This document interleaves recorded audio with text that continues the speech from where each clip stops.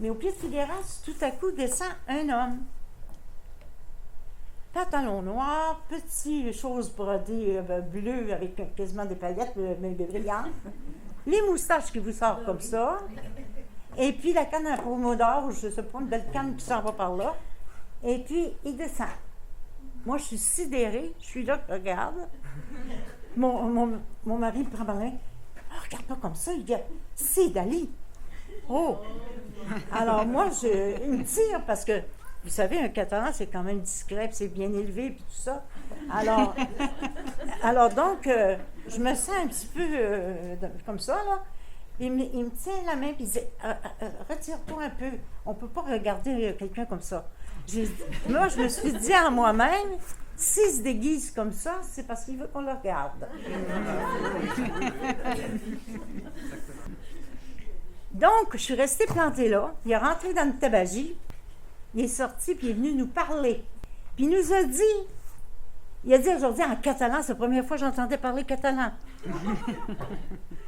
Il a dit aujourd'hui en catalan, vous êtes frères et sœurs. Puis Jordi dit non, regardez, c'est ma femme. Alors, il a dit non, vous êtes frères et sœurs par osmose. Oh, moi, je n'avais jamais entendu le mot osmose.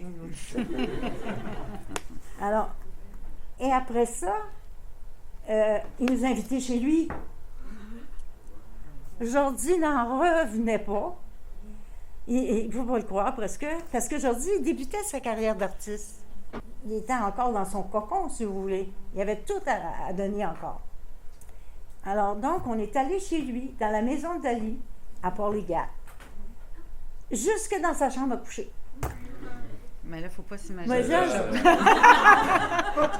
Parce qu'on aurait pu visiter sa maison en aller dans la chambre à coucher. Mais c'était spectaculaire, la chambre à coucher. J'ai compris pourquoi il voulait nous la montrer. Il y avait cette couronne de roi, ces grands drapeaux, puis cette estrade, puis le lit dessus. J'ai compris qu'il avait l'impression d'être un roi.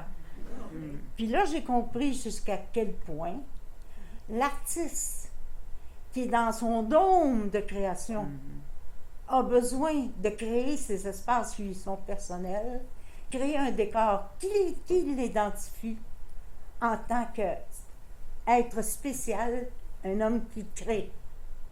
Et tous les artistes qui ont existé ont dégagé, ont poussé les murs pour que leur monde de création dans lequel ils vivent tout le temps, ce n'est pas le même monde que la réalité de tous les jours. Ils ont créé leur propre réalité. Alors voilà mon opinion sur ça, en tout cas. Là. Je pourrais peut-être juste faire une petite intervention. Il y a une citation de Dali qui illustre très bien l'esprit catalan. C'est énorme. Et d'ailleurs, Guy Robert, qui a écrit le livre sur mon père ici, est allé chercher cette citation-là. Et je trouve qu'elle s'applique très bien à l'esprit, en tout cas, de mon père, que je peux connaître de mon père, et des Catalans. Oh, oui. Alors, Dali dit, « En Catalogne, on nous apprend à garder du génie et de l'allure jusqu'à la mort. Et mourir de faim n'est rien à condition que tout le monde pense que c'est d'indigestion que vous trépassez.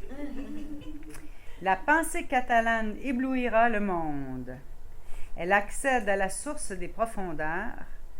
L'univers paranoïaque des Catalans est d'une variété inouïe. » Ça, c'est Dali, ça. Ça, c'est Dali.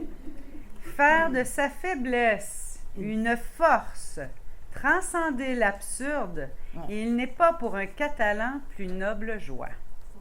Et quand je pense à mon père, qui était manchot, qui manquait un bras, je pense que de faire de sa faiblesse une force, il l'a illustré toute sa vie. En tout cas, il l'a fait toute sa vie. Et il termine en disant, et Dali d'ajouter cette phrase qui convient on ne peut mieux à l'attitude de Jordi, donc c'est Guy Robert qui met ça en relief de Dali.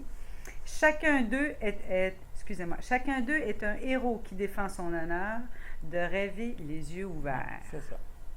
Alors, c'est le portrait qu'on peut avoir de l'esprit des Catalans.